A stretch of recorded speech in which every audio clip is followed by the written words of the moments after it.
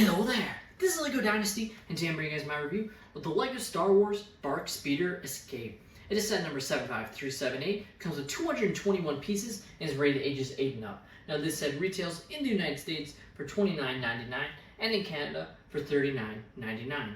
Now without further ado, let's kick off this review, starting with the box. Take a look at the box. You have, of course, the BARC Speeder, housing Keller and Beck and Grogu, escaping from the 501st from the Jedi Temple, which is definitely, now I would say it's probably one of, if not the most iconic scene from The Mandalorian Season 3, which was honestly a little bit of a letdown overall compared to past seasons, but this was still, to me, a high point of the show, so it makes a lot of sense why LEGO decided to go ahead and make this set. And I think it is overall pretty good representation. You have Keller and Beck without his Jedi robe, or his cape on the top there. Flipping the set to the back, you have the BARC Speeder part on the Jedi Temple. You of course have what has become very much a meme with the lamp supremacy here from the Jedi Temple, which I guess is fine. It definitely gives them a couple extra parts in this set, I guess. And you have the two 501st troopers facing off against Keller and Beck. Here we have the manual with the rendered image, and on this set I think it's particularly bad looking overall.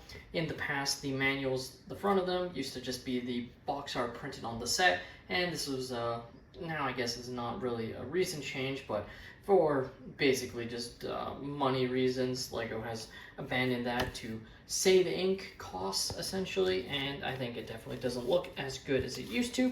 Doesn't take away anything from the building experience, and this manual as well does not have any advertising of any of the other LEGO Star Wars sets in the back of the manual or at all, so something interesting. Definitely seeing LEGO now not even advertising other sets in their manuals, which I guess makes some sense since you can look online, but still somewhat notable to me when I remember as a kid always seeing advertising of other LEGO sets and being like, oh, I want to get this one next, you know? So definitely something that I think is an interesting choice by LEGO's marketing department to essentially sort of abandon doing that in every set.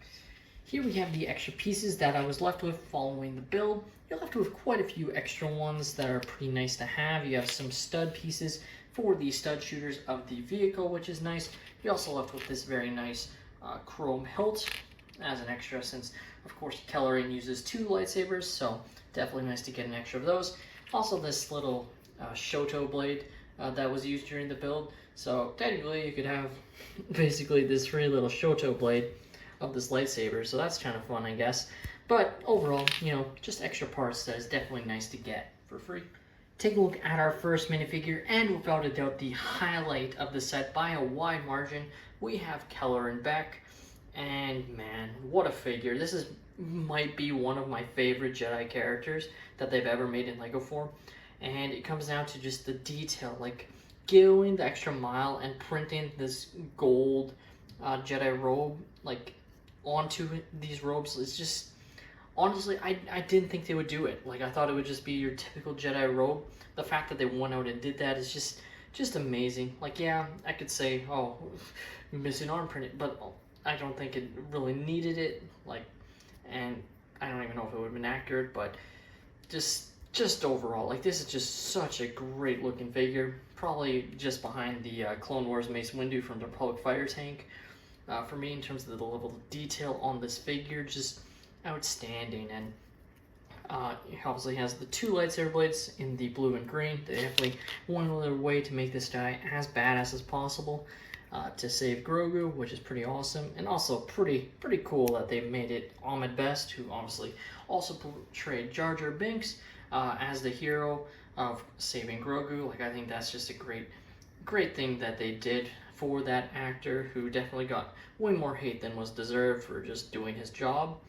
And taking a look at the back detail, also you can see another little bit of the gold from his robes there printed on. Just the attention to detail on this figure is just absolutely fantastic. And if LEGO figures were, especially prequel ones, I have to say, were taken as much care of with this one, I think you wouldn't see nearly as much complaints about LEGO figures in general. Like, when LEGO wants to, they can make 10 out of 10 figures consistent. Next up, we have the first of two clone troopers of the 501st, and this is utilizing the new helmet mold. So I think this basically confirms that the new helmet mold is now the standard.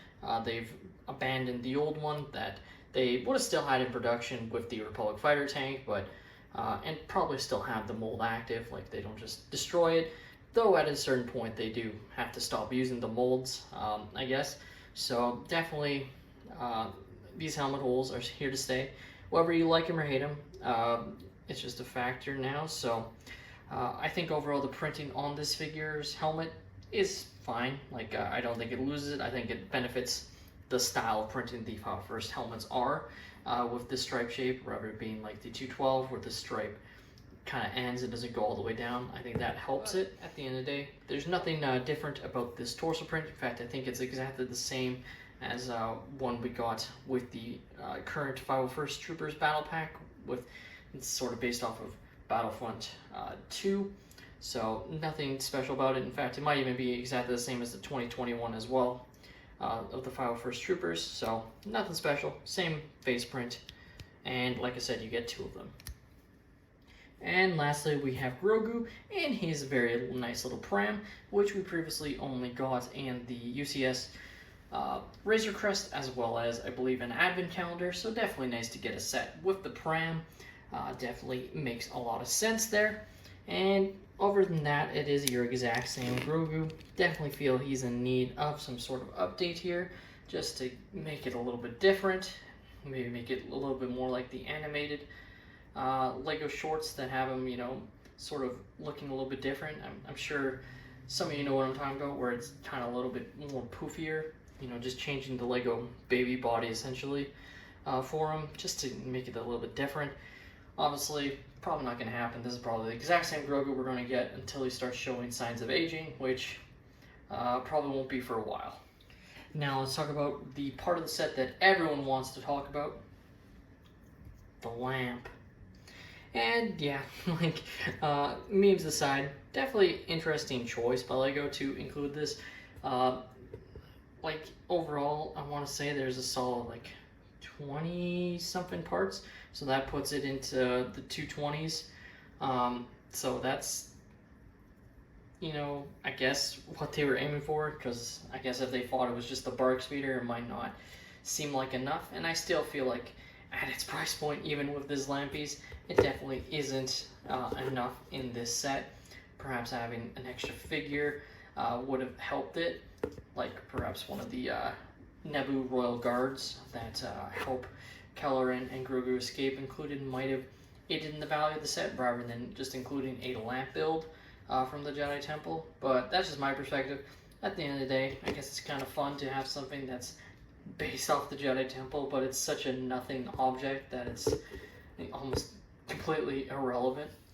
Take a look at the BARC speeder, and I gotta say, I really like the design of this speeder. I think it really does a great job of capturing the look that we see in the show quite well, and it just looks really cool. Like, it's just fun. And what's nice is, yeah, you can obviously fit Grogu's pram here, but there is enough room that you can fit a different character on the side here.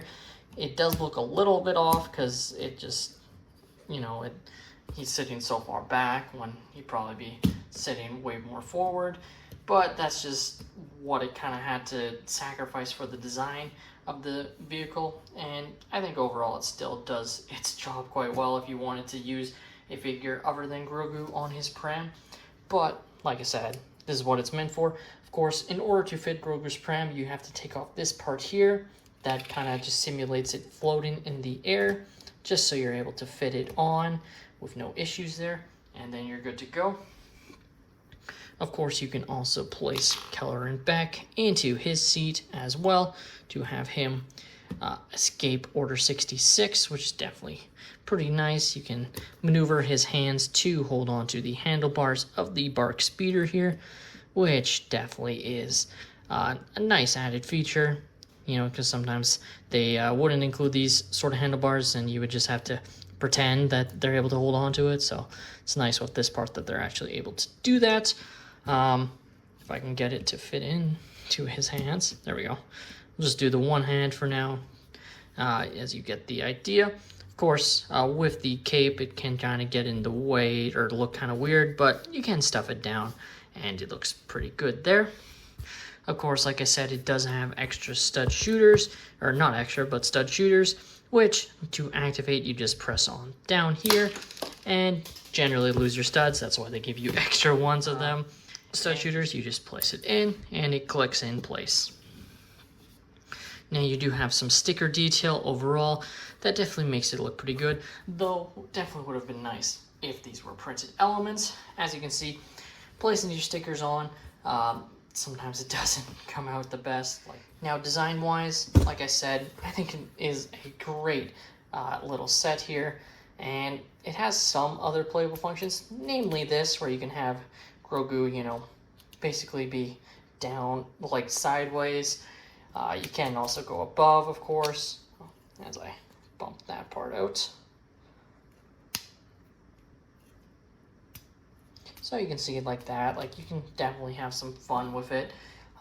Honestly, in order to have it sit flat, you kind of have to have it side by side, but it still has that nice ability that you can have him go up or down there.